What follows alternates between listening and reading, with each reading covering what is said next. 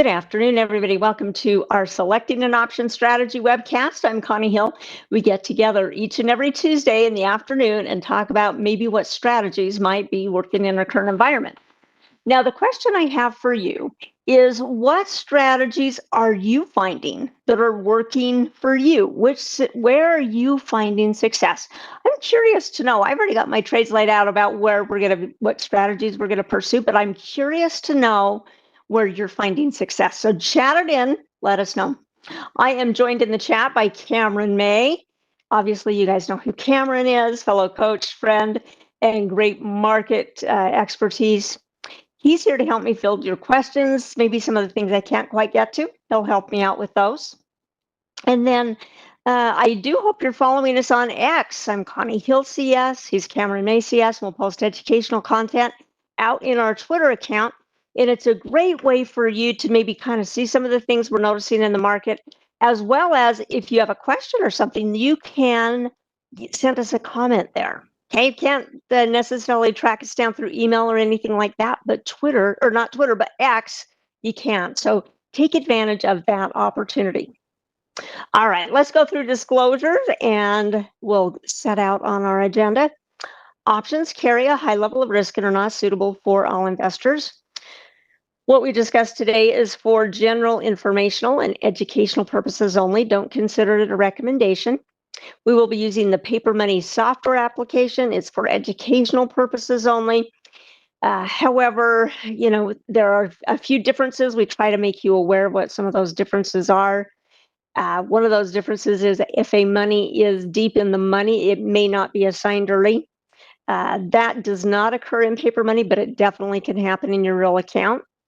Investing involves risk, including the loss of principal. Past performance of any security or strategy does not guarantee future results or success. When we talk about probabilities, which we may a little bit today, keep in mind they are theoretical in nature and not guaranteed.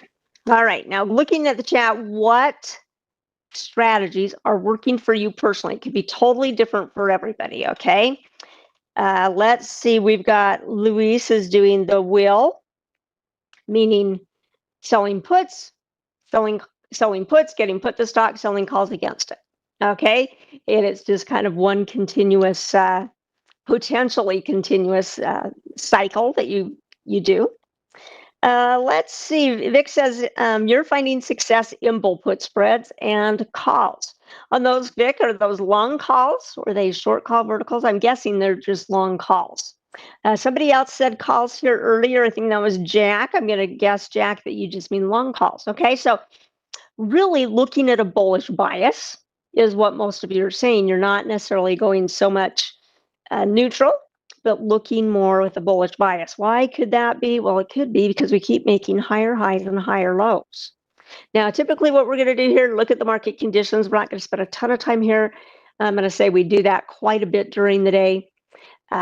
We always want to kind of discuss some of the strategies that might be working and why, and then always look at examples. And then we have a few trades we need to follow up on, some of which you're really going to want to stick around for, because we're going to talk about when things don't work out right and you try to fix them and you try to kind of either minimize your losses or even make some lemonade out of your lemons. Okay, so that's what we will do. Let's hop on over to Thinkorswim.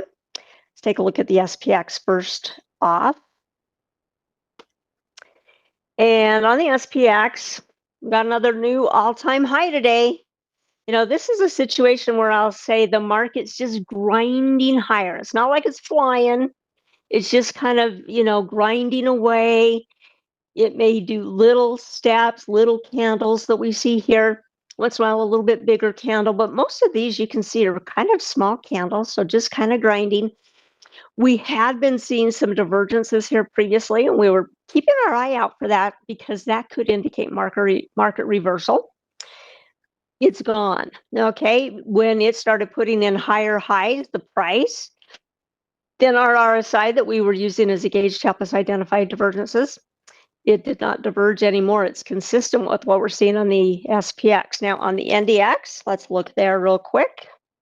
Had the same thing where we had divergence starting up, but the price action is the RSI has been consistent with price action, is making higher highs. So is the RSI, and it today also put in a new all-time high.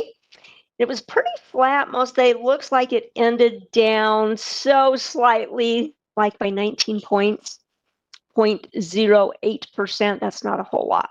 Okay, so I would just maybe call it flat on the day. Let's see about the VIX volatility index. It's kind of been down in lower areas that maybe don't shriek of scare and worry and what's going on. The VIX did spike a little bit here today, even though we had kind of more flat markets. But one thing I think people might be just kind of waiting to get confirmation and hear what the Fed says tomorrow. Are they really going to lower interest rates, that 0.25%? We don't know, right? I think the market's kind of got it baked into it. The market, I think, does think it's going to happen. If you go over to the FedWatch tool, it's saying it's a high probability that it'll happen, but we'll wait and see what happens tomorrow. We could be surprised or not. So some people might be kind of holding off until we have a decision there. Let's talk about some of your comments here. Vic says you're using the 2 green arrow strategy taught by Scott Thompson, and it's working well. Fantastic. Greg says, you're doing short put verticals in this bullish environment. Very good. Michael says selling vertical SPX spreads. And so you're using an index, which is great. I'm glad you're taking advantage of that. We don't really get into indexes in this particular class. We kind of try to stay in our own lane, but we do have a class of index trading. And so, yeah, that's going to be, I think, tomorrow morning. In fact, first thing. Vic says, what scares me is that gold is going up and so are the stocks. Let's just take a look at the gold futures. We don't really trade gold futures in this class, but gold is back to an all-time high here, and it has been on a nice little run. And so I see what you're saying. Usually gold goes up when there's concern in the marketplace, and then maybe we're seeing some selling off of stocks, and you're not seeing that typical relationship being manifest, are we? Yeah, we're seeing quite the opposite. So it could be cause for concern. Our RSI is not indicating a divergence here, so that is helpful maybe to know. Chuck says, should you start out with calls or verticals? I think as you're learning new option strategies, you might want to take some time and learn maybe 2 or 3. And just really focus on those in your paper account. And if you can wrap your mind around long calls or long puts, and you're kind of like, yeah, that's long calls is kind of like buying the stock, I can relate to that, and you're comfortable there, do a lot of practicing of that. If you're comfortable with the idea of doing spreads and you understand what it is, you could start with spreads. There's not a right or wrong way to do it by any means. Okay.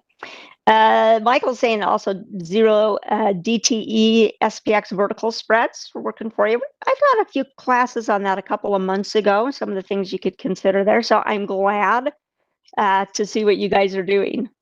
Okay. As we go back to the slides here just real quickly,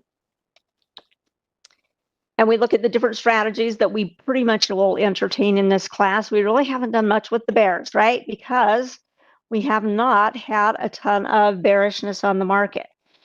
When we were seeing a little bit of pullback, we did entertain some bearish ideas, but they really haven't flourished right now. So we have been mainly focusing more so on maybe bullish strategies, not heavily bullish.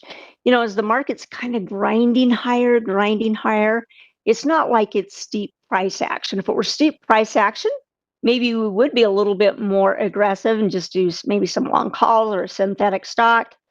But with the idea that it's just kind of grinding, it's making little moves, we're not expecting huge moves, then we might go towards more spread type strategies. or possibly neutral strategies, iron condors, calendars, or diagonal spreads. Those could be possibilities here as well. We're going to look at quite a few. Now, Dayton wants to know about the butterfly strategy in low volatility situation. Butterfly strategy is typically a lower probability of success trade because you've got a real narrow spot where you need the price of the stock to go to, those two strikes in the middle.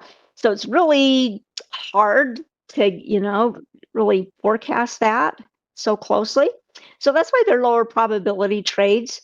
In a low volatility environment, that actually might not be too bad because then the options aren't quite as expensive. And so you could put on a butterfly trade that maybe you won't break, that it's not super expensive. And if it works out in your favor, then you get a big reward. If it doesn't work out in your favor, maybe the options weren't quite that expensive. So maybe it doesn't do much damage to your portfolio. I would say it's more speculative, and I would say also butterflies can be used to help correct a situation with maybe something going on with an iron condor or a credit spread. Sometimes they help alleviate and let us stretch a little bit more the distance that we need. Okay, so there's not a right, there's not a wrong, guys. I'm just curious to know. The first trade we're going to look at, let's hop back to Thinkorswim. It's not too far away. We are going to explore some different strategies here. Do you remember the questions that we talked about last week? Questions we talked about last week, that is, we're going into a strategy. We talked about, is the market bullish, bearish, or neutral? And then the same thing for the stock. Is it bullish, bearish, or neutral? And then do you expect a big move or a small move? If you expect a big move, maybe you're a little bit more aggressive. If you expect a small move, maybe you're a little bit more conservative and go, maybe with some credit spreads. And then should you do a buying or selling strategy? Right? If you're expecting a small move and you think it's maybe a buy strategy, that's fine. Sometimes people will use implied volatility to help them identify if they think maybe it's a buy or sell strategy. They could also use kind of the movement of the stock, and is it making big moves right now or small moves? And one of the things that I use to determine are we making big moves or small moves are kind of what its return or percent change has been in the last 1 month and 3 months. Okay. So up here at the top, here's Baidu. It's up quite a bit today, but over the last month, it's up 37%. Over the last 3 months, it's up about 48%. So as you kind of compare some of the other stocks on this list, would say, okay, I would expect a big movement out of Baidu. Look what it's doing right now. Yeah, it's making some really big moves. And then you might see something like, and I'm just going to kind of spot on the list here some that maybe have smaller values. I want to see here. Let's go for AMAT. AMAT is up 6% this month, but only 2% in the last month. So something like that, you might go, it's not moving really big right now, just maybe small little moves. And so the expectation of movement maybe is going to be a little smaller than what we're seeing with Baidu, where it's making some real big moves right now. Okay, so keep these questions in mind. First stock we're going to look at is Roku. You guys know Roku? Roku has been trading bullishly. More recently, looks like it rallied up, hit a nice little high there at 101, pulled back. And what are we getting here today? We're getting that close above the high of the low day. How big of a mover is this stock? If we come over here to Roku, it's been up, the last month has been up 6%, the last 3 months, 20%. So we wouldn't say enormous mover like Baidu, but certainly not small moves that are in the single digits. Okay. So going back to our question, would we expect a big move or a small move? I don't know that we'd expect a really big move, maybe more of a smaller move out of it. And then buying or selling strategy. Let's look at the implied volatility as far as just what's being priced into the options right now. We can also look at today's option statistics and see where it lies here in the current IV percentile. It's down at 10%, which means it's down in the lower area of where implied volatility has been, right? If we have a range that goes from 0 to 100 and it's down at 10, the volatility isn't that high right now, which could also point us to, maybe a smaller type move. Now, you might come to a totally different conclusion, right? Technical analysis is such an art that you might come to a totally different conclusion, and that would be fine. Vic wants to know if I can share the script. Absolutely, of the 3-month and 1 month. I use these quite a bit, and so sometimes I forget that maybe everybody doesn't have them. So I'm going to send them out separately. There's the 1 month. Here is the 3 month. And those of you that are listening to this on the recording, you can see the formula right here in my scratch pad. Go ahead and pause the recording so you can make a note of what the script URL is so that you can use it as well. Okay. Michael says, I have found selling option is often more profitable than buying options. Michael, I think that's a great observation. Okay. But it's going to depend on the person. It's going to depend on the strategies that they use if they don't want to employ any selling strategies.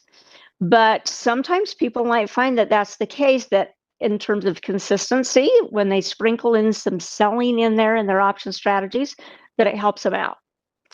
I'll tell you a quick short story about that. Worked with a guy a while years ago who loved the idea of unlimited gains with long calls, but he was just not so good at it. And he struggled with being profitable. And so I gave him a challenge to say, okay, let's do, start doing some long verticals as well. Okay, so do a long vertical as well as just buying the option outright and keep track and see how you do. And he found that he was actually doing a little bit better. That was just for him. It's not going to be for everybody. He was doing better when he did verticals as opposed to just buying the long option. Now, that doesn't mean that happens with everybody. But if you are struggling with that, that might be something to consider, saying, okay, let's maybe mix in some selling strategy here to see if that helps with consistency. Okay. Let's go over, let's see here. We're going to use the October 17s here. Kind of implied that maybe we're not looking for a huge move. So we're going to do a spread here, and whether you think maybe buying or selling could be a coin toss here. The ones that I finally decided on, we're going to do a 105. Oh, actually, this moved a little bit more than I expected it to. I had picked 100, 105, but it's moved enough at the end of the day here that maybe actually, that might be okay. Stock is at 97. Let's even try 95, 100. Okay, do a buy vertical here. We'll kind of scroll this down here in case we need to play around with strike prices. And this actually is landing out fairly decent the way it's putting it right now. $5 white spread would be paying $253 for it. So that's our max theoretical loss. What's our max theoretical gain? Well, max theoretical gain is going to be about $247. So we're risking a little bit more than $1 to make $1, which is something that sometimes traders might like to do with a long vertical, structure it so it's a little bit more aggressive. You don't have to. You can construct it so it's conservative, but in our class, we typically take this one to be, okay, we're looking for a little bit bigger move. We're expecting some movement. It's not massive movement, but we're looking for some movement, okay? Because we would need the stock to go above our short strike of 100 here to work. Now, could it move, what, $2.09 in the next 31 days? Is that a possibility? Well, you look at kind of how it's been moving. You're like $2.90. Here's the 100. That doesn't look like it's that far away. Okay. So we can do in this class, we're allowed to risk up to $1,500 a trade. You don't have to risk 1,500, right? In this case, because we're risking 253, let's use the calculator, see how many contracts we could do. But I'm going to go through it kind of methodically on this first trade, and then some of the other trades might go a little bit more quickly through, okay? So if we say $1,500 divided by 253 says we can buy 5 contracts. I know you might be tempted to do 6, but we're just going to stick with 9 or 5. Not 5. Yeah, 5. Not rounding up, right? 5. There we go. Let's put in an order to buy back. And one thing we'll typically do here initially is we'll just put in an order to buy back based on a percentage gain in the trade. So having a target that's based on percentages as opposed to maybe the stock making it to a certain point, although you can do it both ways, okay? Let's go ahead, create an opposite order. And we're just going to put in the profit side. We're not going to put in if it's going against us, but that doesn't mean we won't address things if they're not going our way. We're going to look at some examples that didn't quite go our way and what we did about it, okay? So on this, if 247 is our max theoretical gain, and we say, well, let's clear that out, clear everything. Let's try this again. 2.47.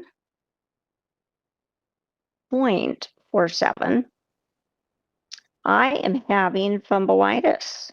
Maybe I should just use the keyboard.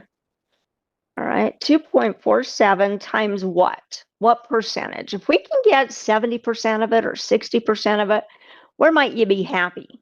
You get to decide. You get to decide what that is, and I'll throw different numbers out there. Let's go with 65% on this first trade. If we get 65% of 247, that will say then we would be taking or looking to capture $1.60 more in the price of this spread. So $1.60 plus our 253 right there says let's go buy it back at 413. So we just put the order in and we say, hey system, if it gets there, go buy it back for us. And we put that as a GTC, and we leave it here as a limit order. Okay. We are going to hit confirm and send. We're going to put it in our not that bucket, the option strategies bucket. There we go. Michael says 50%. Michael, you might be responding to how much you're satisfied with as far as a percent of a gain, that you're saying, hey, if it gets 50%, you're happy camper. You like to lock in the profit and move on. And everybody kind of has to find where that happy place is for them.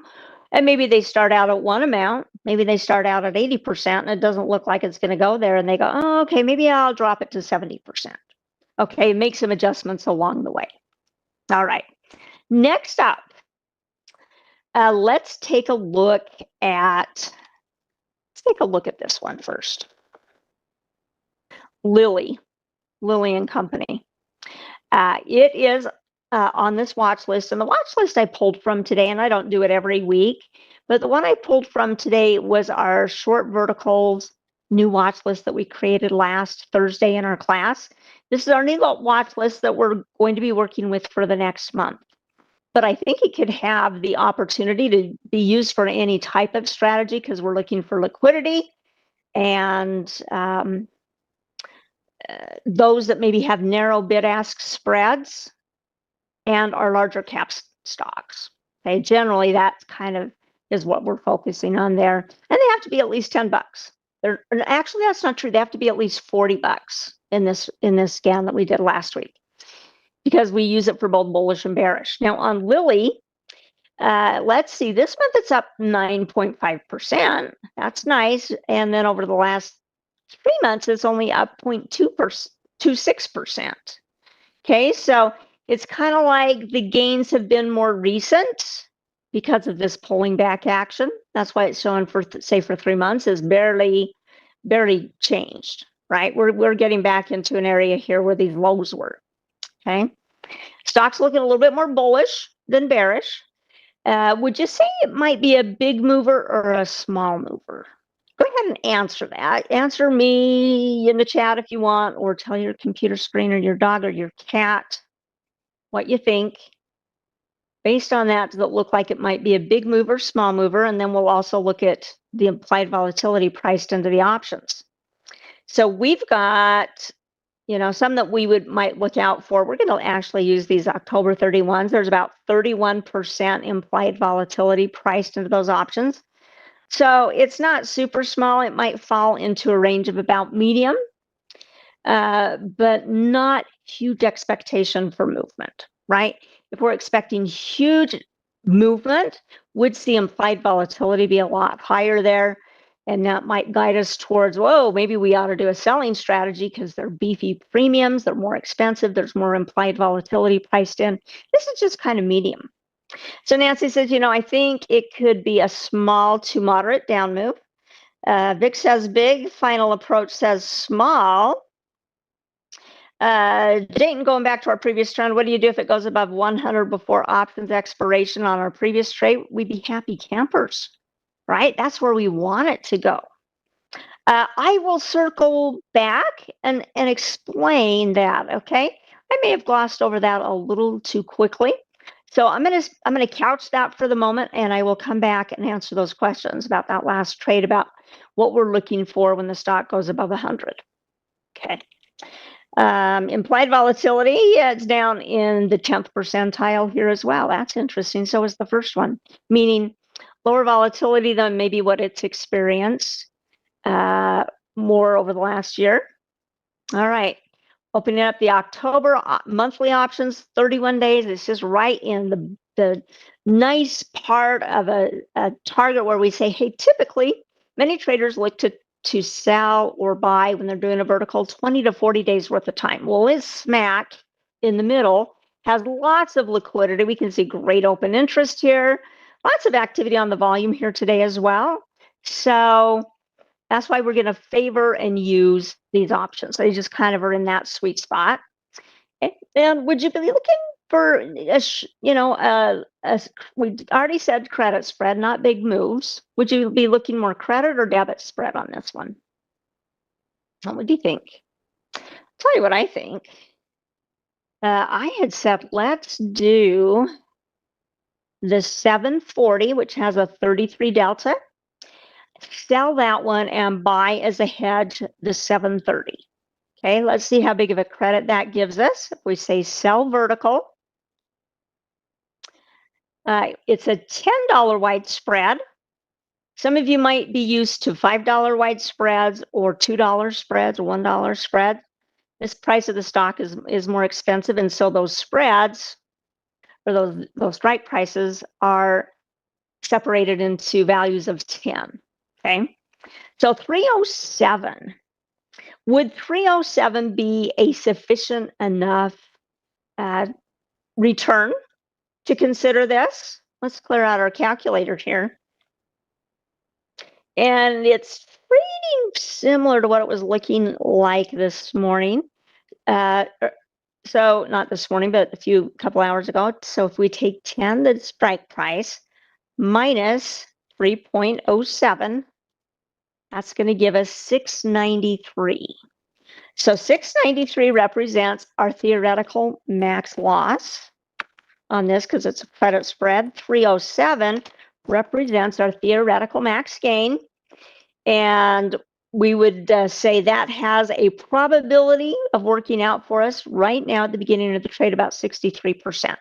And typically anything above 60 we'll consider higher probability. Okay. Let's see what the numbers turn out to be here. If we divide 307 by 693, divided by 693, that's about a 44% return. So some traders may say, well, if I get at least 1% for the number of days left till it expires, they're good with it, which would be 31. So this one looking a little bit more healthy there, okay? And so a 44% return would say, yeah, would be happy with that, okay? How many can we do? Well, if our risk there, is 693, let's go to this other calculator. Is 693. How many contracts can we do if $1,500 the max risk that we can do on our trades? Now, some of you are going to know instantly.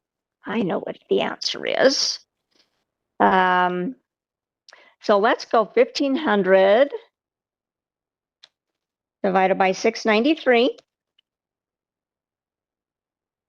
No, that's not right. But it's going to work out to be 2 contracts. I think we need to slide our decimal over. I think I missed where the decimal was. Okay. So we're going to do 2 contracts because if we absolutely took a loss on it, it would be in the neighborhood of just below $1,400. Now, we don't want to take a max loss on it. We're going to do what we can to not have that happen. Okay, but that puts us in a right position. Let's go ahead. Let's buy it back if we get a chunk of it. We're going to create an opposite order and a chunk of 307 for our purposes right now. Let's say it's 70%. Okay, so if we take 307 times, what would be left if we captured 70%? 30% would be left. So we'll multiply that by 0.3. That says, okay, would be happy campers. We came back and bought this back at 92 cents. We're not planning to capture every little scrap of meat on the bone, but we're looking to get most of it. Okay, we're looking to just get a good chunk, move on, and take our risk away by closing the trade out early. We're going to make that good till canceled, and we're going to put this over in our option strategies bucket as well. Now, there was a couple of questions on the first order, so I want to go back here to Roku. And going back to the question, the question was, what do you do if it goes above 100 before expiration? We're happy. We're like cheering. We're excited because that's the one that we're selling. The 100 is our short leg in that. And so we want the stock to move to it and beyond. Okay, if we go back to Roku here, we want it to go to 100 and beyond. And so typically I'll just come out here, kind of how we keep track of some of our trades, is I'll go in here and I'll put in what the strike price was. We've got 100. And so I'll just make it powder blue for the moment. I won't put in everything else. All right. And then we know, okay, that's where we're aiming for it to go. Now, just because it goes there initially, say in 4 or 5 days it's there, great. We might not be at our max profit because that's what we did the math on, is max profit at options expiration. But if it did it, say, like in 5 days, we'd still have quite a bit of time value left in those options. And that's why it wouldn't be, getting us that close to our max gain initially. But suppose it went to 105 or 110, that might be putting us in a position where we're getting a good chunk of that 65% that we said we'd be happy to buy it back at. Is if it made kind of a nice little run here, great, we'll be happy to step out early and lock in those gains. So what do we do if it goes above 100? We say, excellent, it's working, keep watching it. And some people might put in some adjustments, maybe change the first trigger sequential to one cancels other order. And then maybe at that point, you're putting in an order that says, all right, if it goes against us, man, we're up on the trade nicely. So maybe we put in something like a break-even point or something, okay, where we're maybe losing just a little bit because we're not including commissions and fees, okay? That's one way to approach it. Let's talk about some other ways, because this is what we had to do. Michael says with a beta of 47, it's half the volatility of the SPX. Yeah. Scotty says, what happens if it expired today at the current price? Scotty, are we talking about Roku? If it expired today, you're saying what would be the consequence? Which trade? The Roku trade or the Lily trade? Which one is your question in reference to? Okay, so I want to make sure we're on the right trade for you. So I'm going to give you a second to respond here. Okay, this trade here, this Roku trade, you're saying, what if it was options expiration here today? Well, let's do this. Let's go to Roku. And here are our trade lining up here. Now, right now, the first strike, 95, is in the money, and the second one is out of the money. However, by options expiration day, we really wouldn't have any time value left in this one. Now, we've still got 31 days, so it's showing quite a bit of time value, okay? But the math would be reworked, would say, okay, if the time value is gone from both of these options, the 95 and 100, what is actually left?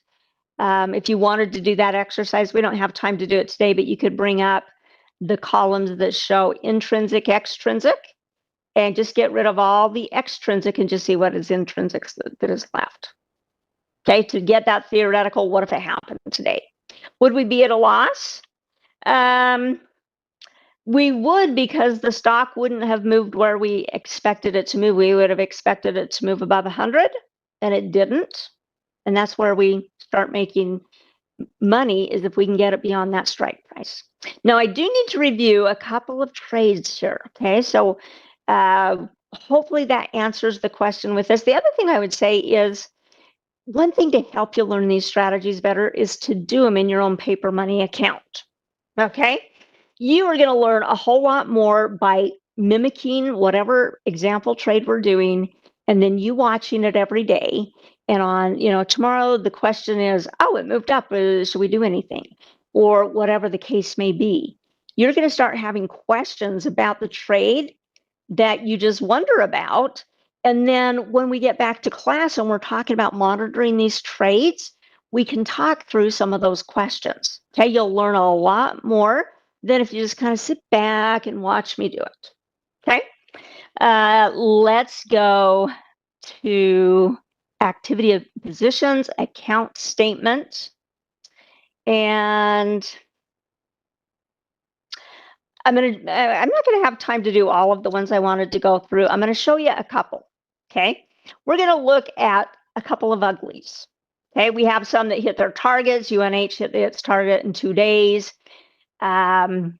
We just put that in last week, and it hit our target in, actually, it was 3 trading days, and it bought it back at whatever we were desiring to get out at. So we had a 255 gain on 6 contracts for kind of a net. They're not including commissions of 1530. Okay, can that help build your account? Absolutely. This one is going to be called Lost Opportunity, APLD. And what I want to show you is, we put in a trade last week. We said, hey, we want to get this credit spread. Let's see, where did it go? It's the one here on the, is this the right one? That might not be the right one. Actually, it is, because it's sitting out here in our working orders. The trade is up here. We put it in on the 10th. We expected to fill on the 9th, and it didn't. Okay. And so what do we have? We had a trade sitting there. We were looking to collect about 32 cents.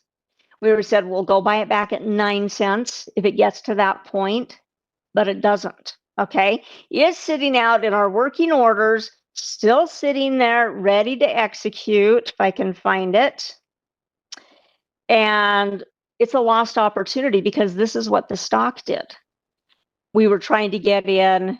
We looked at it here. We were trying to get in here, and it went plop, plop, plop, plop, ran up. And so, yeah, so you got to watch these trades, make sure they get filled. In that case, we didn't watch it so close. The other trade I want to take you through is Goldman Sachs. And this one has a lot of numbers in it. Okay, guys? I'm going to try to simplify it as much as I can without running every single number. We did on Goldman Sachs, we wanted to practice doing some iron condors, and this stock had been just staying range bound. You can see it was staying range bound here. We got in here. Our expectation is that it would probably still continue to be range bound. And our short call vertical, our short leg up here was 770. Now, really, it continued to move strong. It continued to go this way. And so we ended up, ideally, if we had seen the stock this day, or maybe this morning after this big candle, and went and bought back the short call, we would have had a better experience here. Okay. But we didn't notice it till this day, and it's way beyond there. And it's like, holy cow, we don't want to take a max loss here. We have a little bit of time. Let's see if the stock will run for us, run up a little bit more, buy back the short call, let the long call run. And it did. Okay. Number wise, on our put spread, we went and bought it back for 2 cents. And so that gave us a credit on that side for that balance of the trade there. Yeah, we initially had a 90-cent credit on it. We bought it back for 2 cents. So it gave us an 88-cent credit for each of those contracts. However, we went and bought back the short call here, and I took the price that we initially bought it for and what we sold it for and took the net of those. And we needed to make up somewhere in the distance of 1440. That's how much we were down on the trade on that call. It did run up. It did get a little bit higher. We got closed out today, and I'll tell you why I closed it out today is we had just 3 days until the options expired. Okay, so it's like you got to make a decision. And earlier today, I mean, it kind of ran up here a little bit, so it was doing decent for us, okay? But it got down here, and it was engulfing this previous day's candle earlier in the day. And so it's like, okay, we're seeing weakness. You know, it probably is not likely to go up much more, and we really don't have much time. So I went ahead and sold it. And so we made a gain on the short put vertical side. And we had kind of a decent chunk of a loss on the short put verticals, or the short call vertical side. I take that back because we bought the call back at a loss. We tried to let it run, and it made up some distance, so we didn't really miss out on the 1440, but it still ended up costing us about 480. Okay, so that's a little painful, but we're always going to have some trades that don't go our way, whether it's from stock not doing what we thought it would do, from us not paying attention to it. And so I like to show you reality when we have situations that don't work out, so that you know not all of them are perfect and do what we expect. We've had a lot of winners, but not all of them turn out that way. So hopefully that makes sense to you. Michael. Hey, Michael, would you send me, you've got a question about the custom template setup that we talked about in our short verticals class. Go ahead and would you send me a message via X that I'm able to respond to, and I'll tell you about that. Okay, I think I know what might be going on with your situation. Not positive, but I can give you some ideas. All right, you guys, we covered a lot of ground today. We got into 2 new trades, a short call or a short put vertical and a long call vertical. So sticking with the bullish idea, but not looking for super big moves, right? The short put vertical, we're just looking for it to basically stay stable, stay in that range. The long call, we need it to move a couple bucks and some change, but it's got 31 days to do that. Okay, so we're just taking what we're seeing as far as the market goes. It's still grinding higher, but not at a sharp clip. Just kind of a little bit of grind. All right. So we'll follow up on those 2 trades. And I may post about one other trade on my Twitter or my X account. I may post about that trade on GE that we did last week. All right, you guys, I appreciate your attendance. Cameron, thank you for your help in the chat. I did not see any surveys here today, which is good. Well, I shouldn't say it's good. I should say that I noticed. If there is one, Cameron will post it again, but I don't see anything being posted out there. But make sure you're a subscriber. Make sure you are. It just makes it so much easier to find our content. Let you know when classes are coming up. Cameron and I would love a follow on our X. I'm Connie Hill CS. He's Cameron May CS. And if this was helpful to you today, go ahead and hit the like button on the way out. And if you have any follow-up questions, feel free to respond when this gets posted. Feel free to ask me questions in the comments section of where this post will be so I can get back to you. Okay, everyone? Have a great evening. We'll see you bright and early tomorrow morning right at the opening bell at 9:30 Eastern. Have a good evening. We'll see you then.